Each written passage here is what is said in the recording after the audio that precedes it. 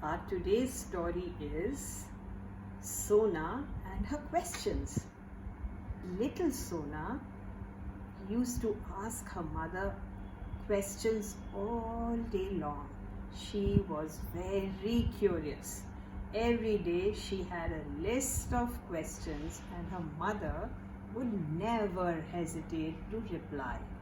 She would always reply to whatever Sona was asking, whether it was right, wrong, ridiculous, whatever. One day, Sona asked her mother, "Mummy, why can't fish fly in the sky?" So Mummy said, "Sona, tell me, do fish have feathers like this?" "No." "So how can they fly in the sky? You need feathers to fly in the sky." So Sona said, "Okay, but Mummy, tell me, then why can't birds swim in water? Why can't they live in water?" Mummy said, "Sona, tell me, if the bird gets into water, her feathers will get all wet and she will become heavy. Once she becomes heavy, she won't be able to fly in the sky." And one day, Sona's aunt came visiting them, and she heard all Sona's questions, and she then told her sister, "Didi, what ridiculous questions does Sona ask you? And you just go on replying to her?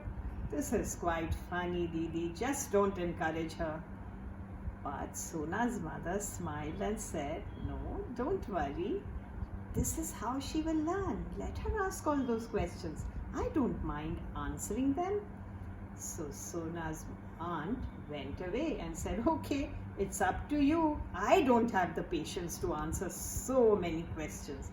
Every day she has another very funny question to ask you." Then one day Sona said, "Mummy, what if the world became upside down and the clouds were down there and the sky went down and the water came up?" So Mummy said, "Okay, Sona, you only tell me what will happen if this happens. Imagine if I turn this glass of water upside down, what will happen?" "Yes, we will all get drowned because the water will all fall on us." So Sona said, "Yeah, that's true, Mummy. So that can't happen."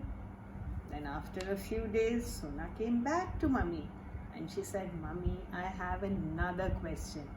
Mummy just smiled and said, "Okay, Sona, I am ready to answer." "Mummy, at night, sometimes when I'm sleeping, I hear all the utensils in the kitchen making a noise as though they're fighting with each other. They have big fights, Mummy, and sometimes even the furniture is moving and fighting. The table, chair, the sofa, they seem to be fighting, Mummy." Mummy just smiled and said, "Sona, they are actually not fighting. You may be hearing them because you go to sleep early and I'm still working in the kitchen. I'm doing so you may hear the utensils making a noise, and sometimes I'm sitting on chairs and sofa and doing other things in the living room or in the bedroom, so you may hear those noises." Sona said, "Okay, Mummy, but Mummy, tell me, like everybody else fights, why can't they fight?" So Mummy said, "Sona, because they don't have life."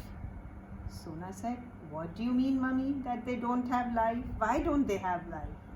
So then Mummy said, "Look, Sona, things that grow, like you remember, we talked about trees. They grow like this, and they breathe. So things that grow and breathe are living things. Have you seen your chair or your sofa or our spoons growing? No, they stay the same size. And do they breathe? Can they breathe? No. So they are non-living things." Sona was again wondering. Mummy said, "Look, like your pencil, your dress, your school bag, none of these things grow.